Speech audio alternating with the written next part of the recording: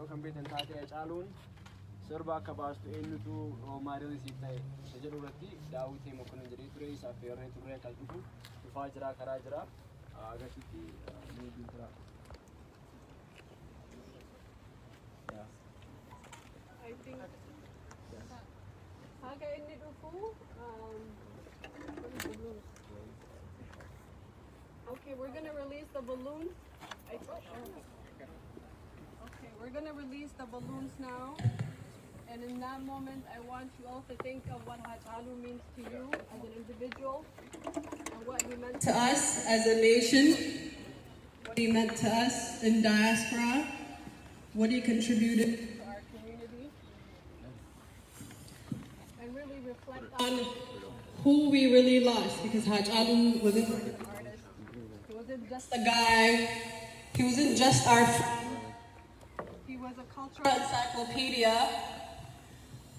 He was a lyrical genius, a musical genius who used his art, his life, to amplify the voices of our people who were for a whole century long.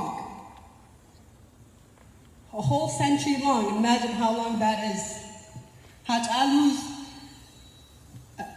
I call him the voice of my generation, but he is Americans say my ancestors' wildest dreams, because he spoke our truth to power, and we were so close because of his words. We were so close. And we are still that much closer because of Haj Alu. Because he stood tall when we were downtrodden. He stood tall when we didn't have platforms. He stood tall and spoke our hearts, things that I only thought about and couldn't put into words. I received in Haj Alu's lyrics. I received in Haj Alu's performance, and I know I'm not speaking for myself, that I am speaking for all of us when I say that this is why we are all here, and this is why we are all heartbroken, and this is why we feel today that we lost more than just a single life. Whoever took Haj Alu from us,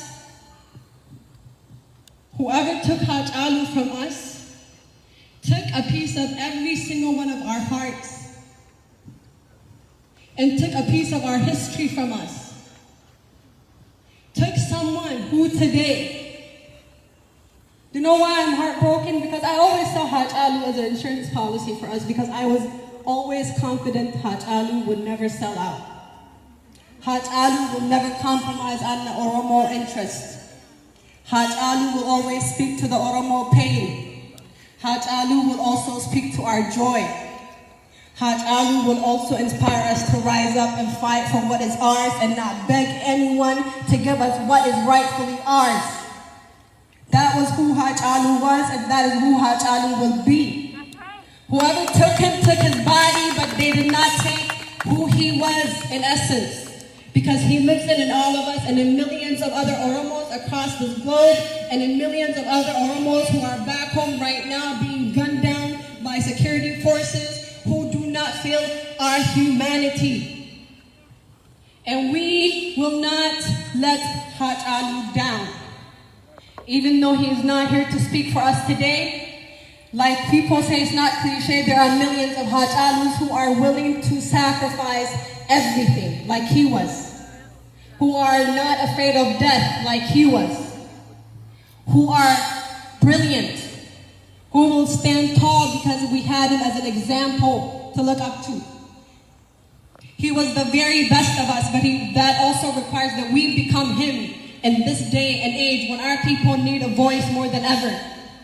When those who spoke for us, who allowed us to be casual with our activism, are now locked up, it's up to us to speak.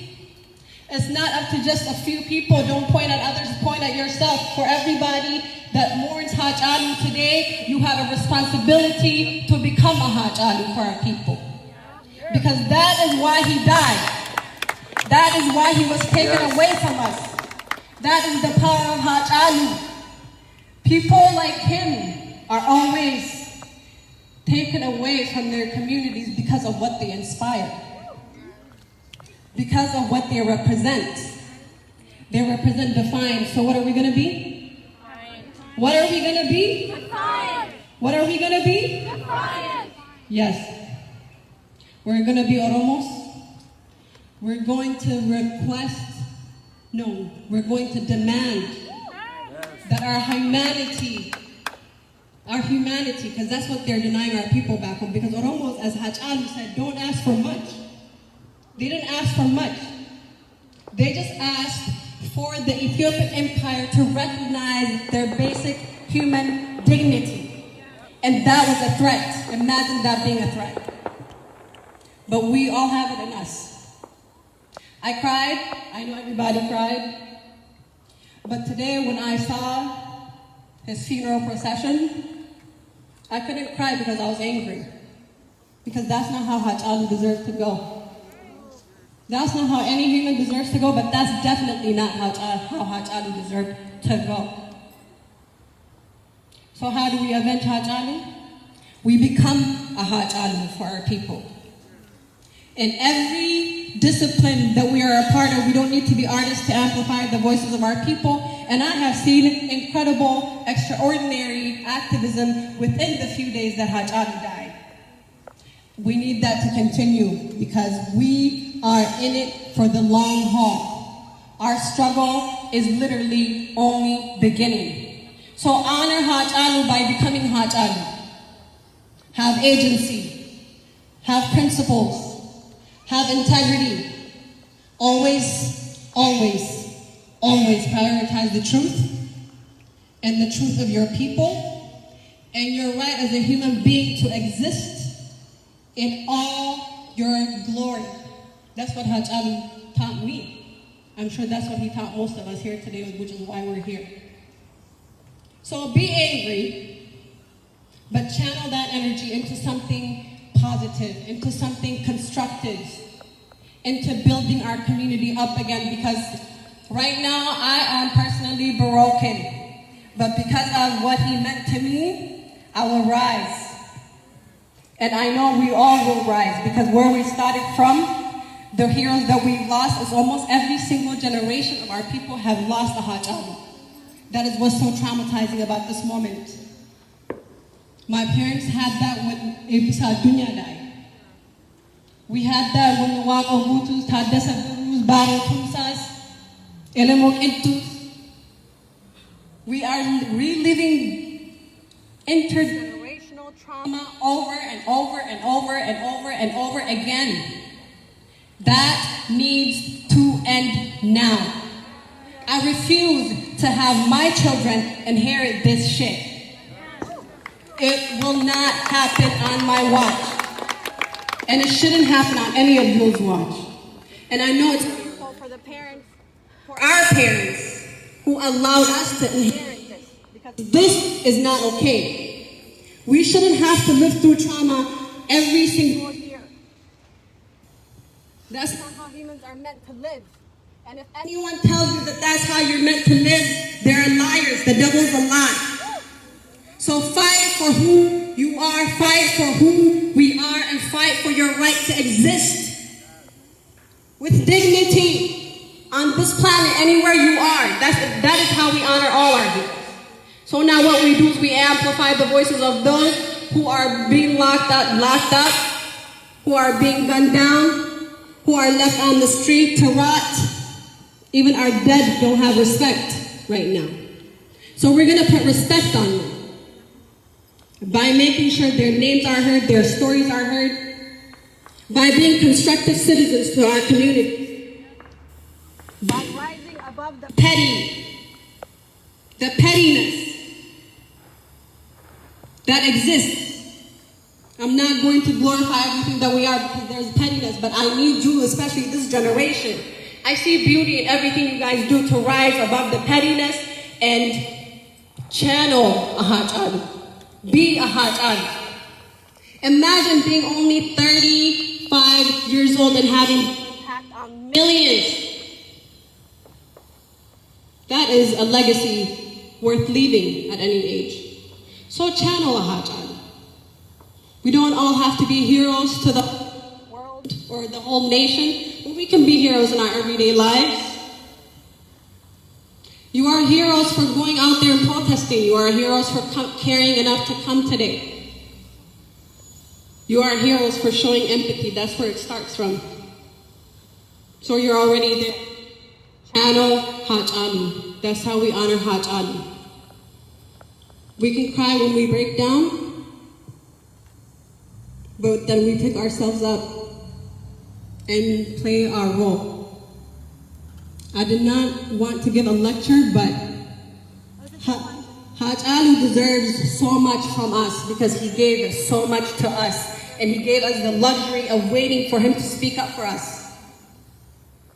That is a luxury. You know, our activists that we point to, our activists that are today, that we missed today, because we needed people to post for us, to post about the dead, to post about the arrest, to post about the insanity back home. They're gone. At least they don't have those platforms anymore.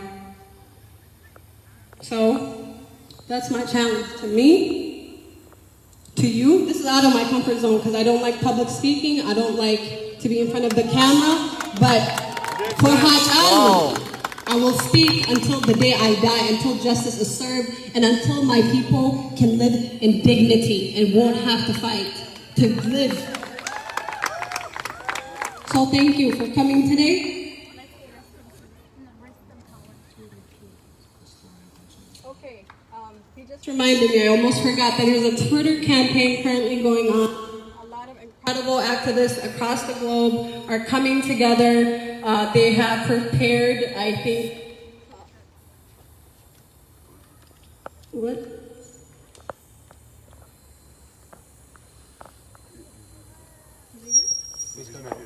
He's almost here. Okay. Yeah, so there's a Twitter and social media campaign. I'm sure most of you have seen it on Instagram and Twitter and Facebook. And if you don't have a Twitter, please get on Twitter, because if you want to get things done, especially on a policy level, and reach different people for advocacy, Twitter is. If you don't write something, you can retweet. That boosts someone's tweet. You know, there's a document that's prepared, they can get and retweet. Yeah, she can speak. Yeah. So, You want it? Yeah, you want to come over here? Go ahead. He's just here. So, like, there is a Twitter account. So, I want each, if you really want to make a difference, right? Everybody can copy and paste the Twitter, correct? I need each and every one of you right now to promise me, not for me, for Hachalu, and for those people that cannot speak for themselves.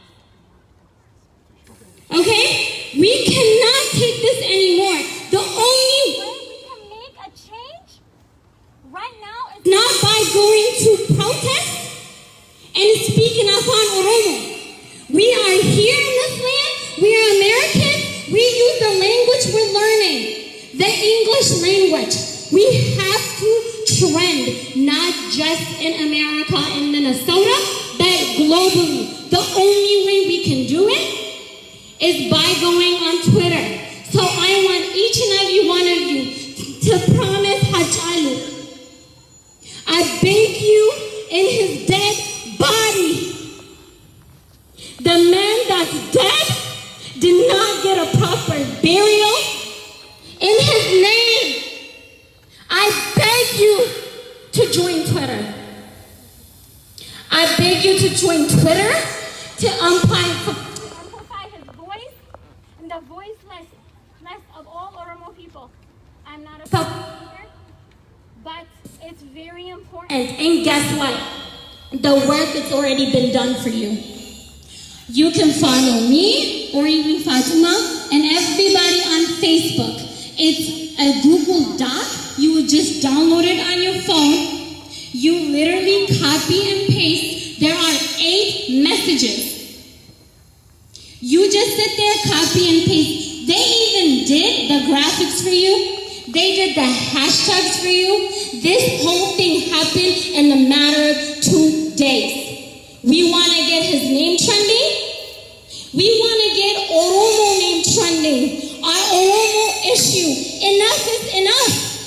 We can use our voice to let others speak for us. We are second generation. We have to speak for our people because ain't nobody going to do it for us, correct? I've seen tons of Oromo people protesting with the Black Lives Matter, which is an issue itself against us. We are in war, guys. We cannot be peace in our own homeland. We have no respect here in America because any of you can be gunned down at any minute. The point was George Floyd. And guess what? If you go back to your home country, you're a victim yourself. So you have to speak. You have nothing to lose. Copy and paste. Copy and paste. If you can hear me, say Hachalu. Hachalu. I can't hear you. Hachalu. I can't hear you. Hachalu. I can't hear you. Okay, that's a promise. And if you don't, maybe dead body, bloody body, maybe just hunt you all. I'm not joking. I'm dead serious. Guess what? Today is Hachalu. Tomorrow's your brother. Take a look at your neighbor. Take a look at to the right and left. Guess what? You're next. Hachalu's gone. You want the next Hachalu? You better speak up because no one can speak up for you anymore. We had Jawar that was tweeting his ass out for the past 5 years. And guess what? They shut him down. We need the next Hachalu. We need the next Jawar. And it can't come anywhere else but here. So, let's say his name one more time again. Say it again. Say it louder. Say his name. You're on.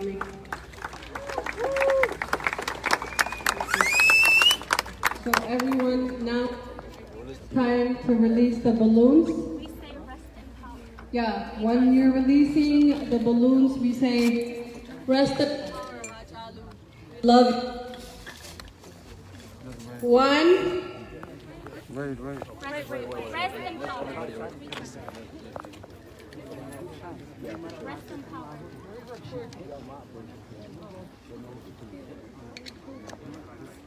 Is he ready? I'm waiting for Nati. Hold on. Is he ready? Cool.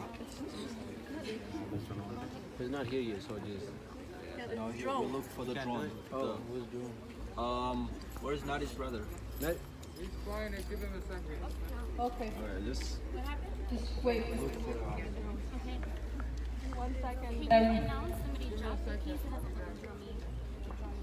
Okay, somebody dropped their keys and it has a little drum on it. So if it's yours, come grab it. We'll be right here, so no worries. I think the drone is ready. Ready. Ready? Hold on, Okay, it's one. It's coming. Hold, let it come first. Go right over here. We You wanna come right here? Okay, ready? Yep. Okay, 1, 2. Rest in power, Hachalu. We love you.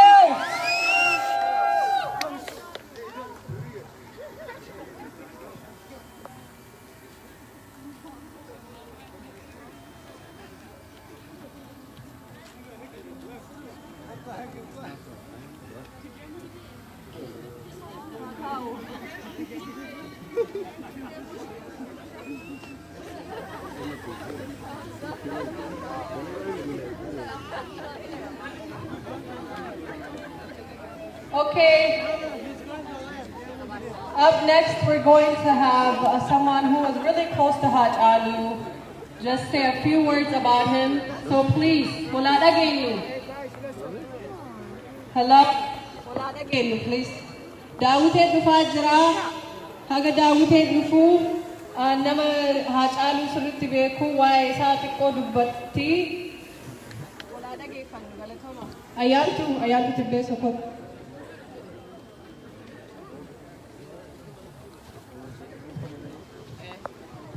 Can you hear me?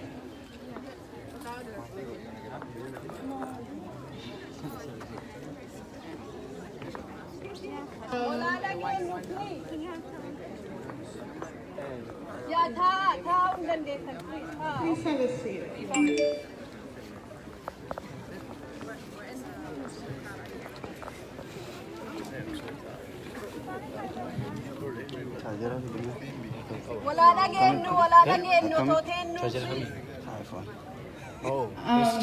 I just wanted to add a few things to what people who've spoken before me have already said about Haj Alu, about us.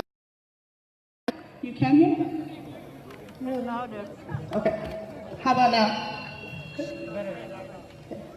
I'm usually really loud, so that's. So last summer I was in Oromia. I spoke to Haj Alu. He was one of the people I interviewed. I asked him one particular question I remember. This will help. I asked Haj Alu, my interview was about history and about his work because as you all know, Haj Alu's songs have so much history and they're so rich. And I asked him, how is it that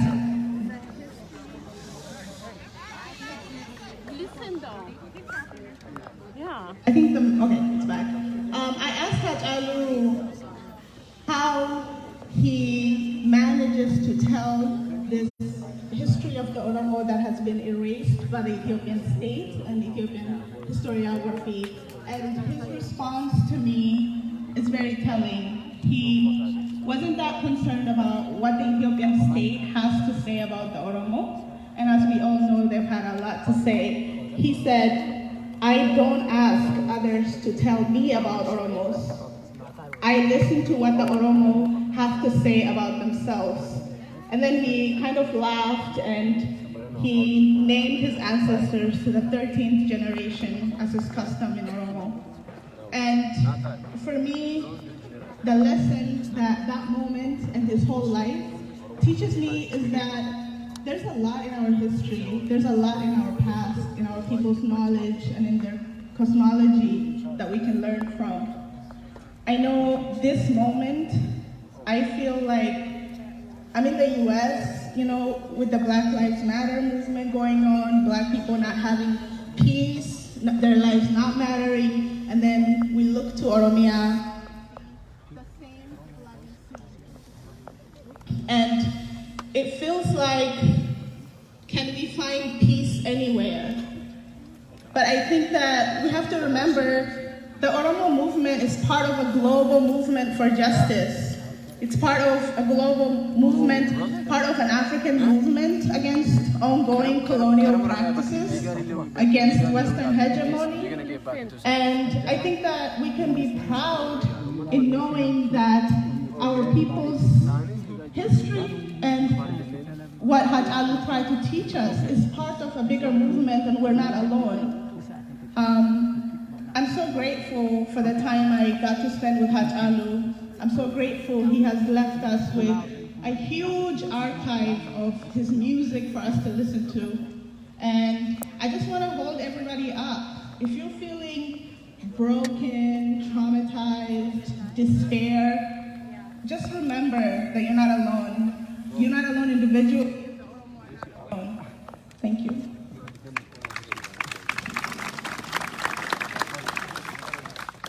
Thank you. Hello. Thank you, Ayantu. Something was just suggested to me that we can do something really constructive right now while we're here. If you have Twitter right now, just pull out your phone and tweet about this moment that we're all here together. If you don't, download Twitter and sign up for Twitter. And let's have Haj Alu Hundesa and Oromo protest. It's already trending in the US, but we are always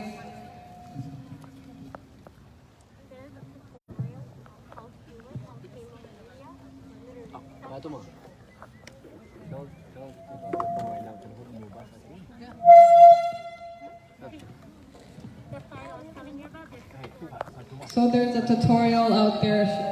Rami's saying it's on Qeerro Media. I noticed that also it's on Instagram. A lot of people are sharing it. If you actually download or just go on Twitter, Oromo protest, you should be able to see what is actually trending currently and what the asks are being, asked. Oh my gosh.